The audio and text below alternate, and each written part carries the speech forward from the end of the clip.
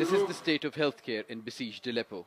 The chief of the health directorate of rebel-held Aleppo province says they now have to play God's role, that is to decide among the injured who gets to live and who dies. The shelling led to about 200 casualties a day. Our medical staff in Aleppo became unable to help and provide necessary support to the casualties.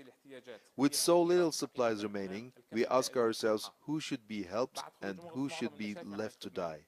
The world continues to watch us and what we do as doctors inside the city. Now that the neighborhood of Hanano has fallen, what do you see happening in the next few days?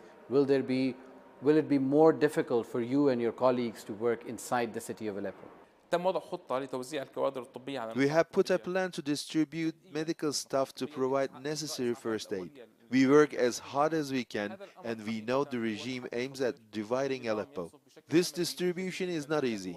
There are so many challenges facing us in moving the wounded from one place to another. Petrol in Aleppo is rare.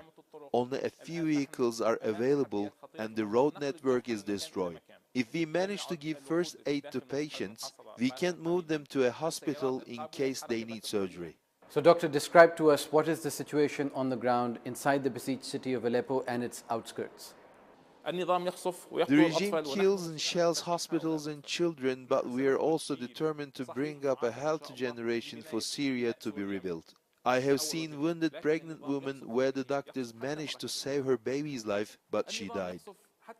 I have also seen cases where doctors managed only to save the mother whose baby died because of the shrapnel. The regime wants to take lives, but we won't give up trying to save lives as much as we can. Do you have any hope, and what are your appeals to international countries? Doctors are part of huge numbers of civilians under siege. We need to stop all attacks against civilians and hospitals.